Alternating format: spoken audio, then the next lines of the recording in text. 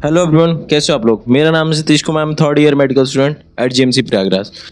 अभी तो all India की काउंसलिंग चल रही है और आप अगर स्टेट की काउंसलिंग कर रहे हो, यूपी में आप कॉलेज लेने का सोच रहे हो, तो शारदा यूनिवर्सिटी में अगर आप एडमिशन लेना चाहते हो तो ये एक अच्छा ऑप्शन हो सकता है आपका। एडमिशन लेने के लिए शारदा यूनिवर्सिटी में एक अच्छा ऑप्शन हो सकता है। क्यों अच्छा ऑप्शन हो सकता है? क्योंकि ये एक तो नोएडा में है और ये दिल्ली के आसपास है, तो बहुत अच्छा कॉलेज माना जाता है एमबीबीएस करने के लिए। तो आपको इस वीडियो में हम पूरा कॉलेज का डिटेल बताएंगे, जो ऑनलाइन आपको नहीं मिलता है उसका पूरा डिटेल आपको हम लोग बताएंगे कि हाँ ये कॉलेज कैसा है, आपको चूज़ करना चाहिए कि नहीं चूज़ करना चाहिए, राउंड 1 की कट ऑफ क्या थी, राउंड 2 की कट ऑफ क्या थी, इस सारे फीस स्ट्रक्चर क्या है, इन सब का डिटेल अभी हम आपको इस वीडियो में बताएंगे। तो चलिए स्टार्ट करते हैं इस वीडियो में। अगर आपको ये वीडियो पसंद आता है तो अपने दोस्तों को शेयर करिए, लाइक करिए इस वीडियो को, चैनल को सब्सक्राइब करिए। और आपको प्राइवेट एमबीबीएस से रिलेटेड कोई भी डाउट है तो आप एक हमारा व्हाट्सएप चैनल है या ग्रुप है, उसको आप ज्वाइन करिए। आप वहाँ पे डाउट पूछ सकते हैं, क्योंकि उसमें जितने भी स्टूडेंट्स हैं वो सारे प्राइवेट से एमबीबीएस कर रहे हैं या कहीं ना कहीं किसी गवर्नमेंट कॉलेज से या प्राइवेट कॉलेज से एमबीबीएस कर रहे हैं, जो आपको अच्छे से गाइड कर सकते हैं कि हाँ काउंसलिंग का प्रोसीजर क्या होता है और हमको कॉलेज का प्रेफरेंस लिस्ट कैसे बनाना है, ये सब आपको वो अच्छे से गाइड कर सकते हैं।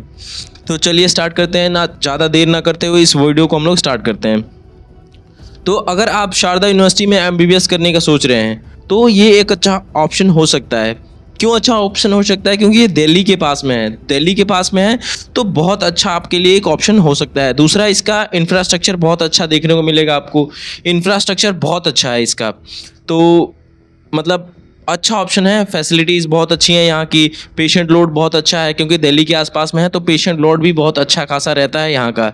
तो ऑलमोस्ट एक अच्छा रेंज में आता है और फीस स्ट्रक्चर भी ज़्यादा नहीं है, एवरेज ही मान के चलते हैं। अभी हम लोग उसके बारे में डिस्कस करेंगे, फीस स्ट्रक्चर के बारे में भी। अच्छा कॉलेज ऑप्शन माना जा सकता है। जो प्राइवेट से यूपी में एमबीबीएस करने का सोच रहे हैं वो उनके लिए एक बहुत अच्छा ऑप्शन माना जा सकता है प्राइवेट से। तो एस्टेब्लिशमेंट ईयर देखते हैं। 2009 में ये कॉलेज का एस्टेब्लिशमेंट हुआ था, मतलब 2009 में ये और यहाँ पे टोटल 250 सीटें हैं एमबीबीएस की, तो बहुत अच्छा है ये भी।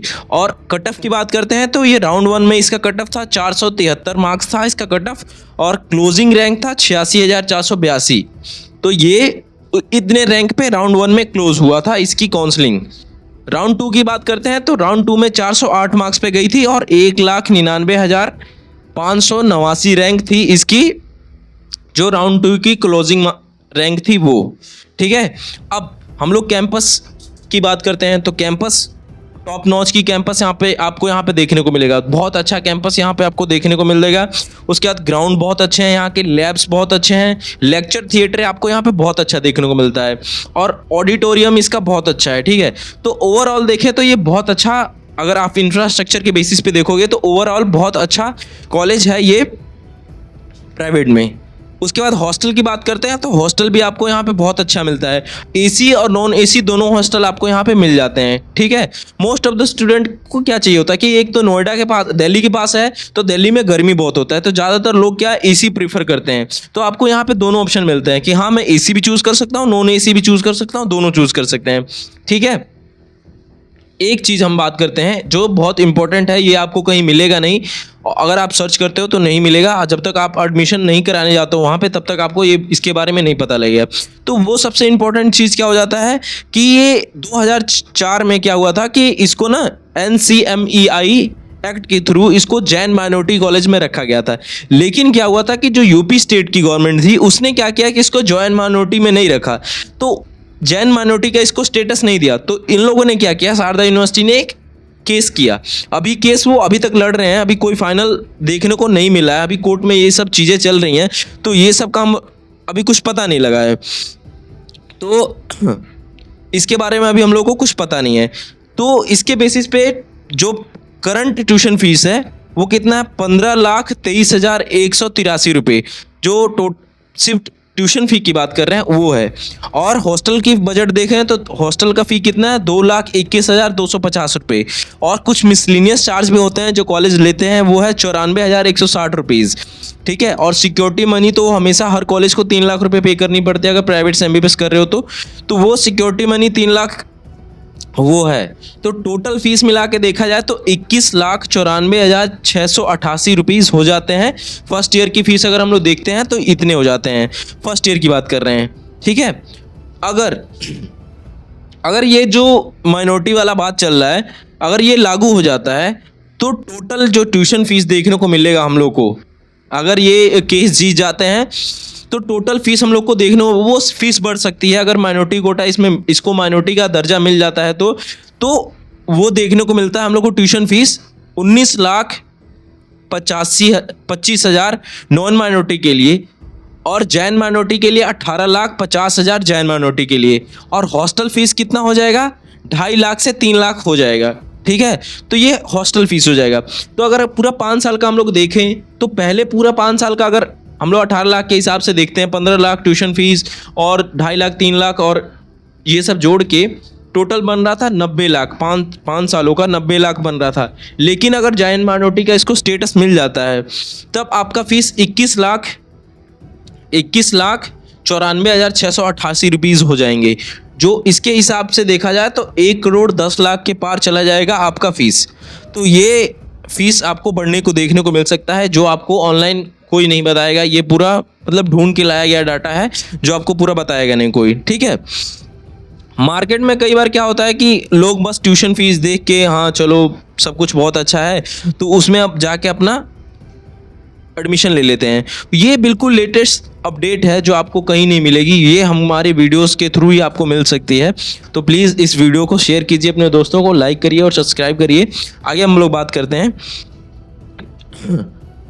बात करते हैं कि अगर आप यहाँ पे MBBS करना चाह रहे हैं और काउंसलिंग में पार्टिसिपेट करना चाहते हैं तो हमारे दोस्त हैं, उनके थ्रू आप जुड़ सकते हैं और वो आपको काउंसलिंग में गाइड कर सकते हैं कि हाँ कॉलेज प्रेफरेंस कैसे बनाना है और कॉलेज कोई चूज़ कैसे करना है। इन सब के बारे में आपको ये वीडियो में पता लग जाएगा और आपको उस ग्रुप में आपको डाउट पूछ सकते हैं, जो भी आपको प्रॉब्लम है वो उसमें आप पूछ सकते हैं, ठीक है। एक बार मैं फिर क्विक रिव्यू दे देता हूँ ट्यूशन फीस के बारे में। इसके कॉलेज का ट्यूशन फीस अगर अभी 25-26 के हिसाब से देखा जाए तो 15,23,183 रुपीज़, हॉस्टल फीस 2,21,250 और मिसलेनियस चार्ज की बात करते हैं तो वो 94,160 और सिक्योरिटी डिपॉजिट है 3 लाख। टोटल मिला के देखते हैं तो वह 21,94,693 रुपीज़, जो टोटल देखे जाए 5 साल का वो होता है 90 लाख।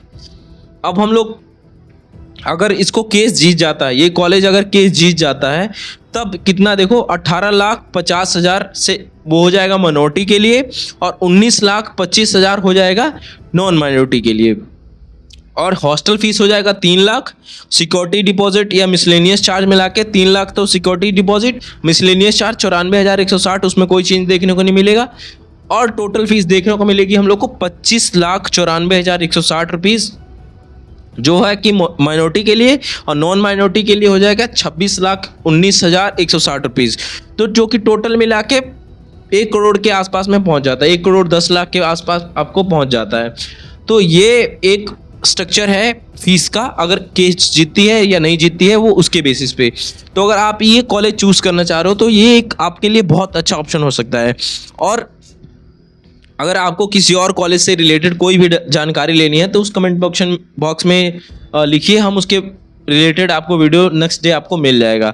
कोई भी डाउट रहता है तो आप हमारे व्हाट्सएप चैनल के थ्रू कांटेक्ट कर सकते हैं, या आप हमारे गाइडेंस जो दोस्त हैं हमारे वो आपको गाइड कर सकते हैं कि हाँ काउंसलिंग करनी कैसे है। वो पूरा सिक्योरिटी मनी रिफंड होने तक आपके साथ लगे रहेंगे।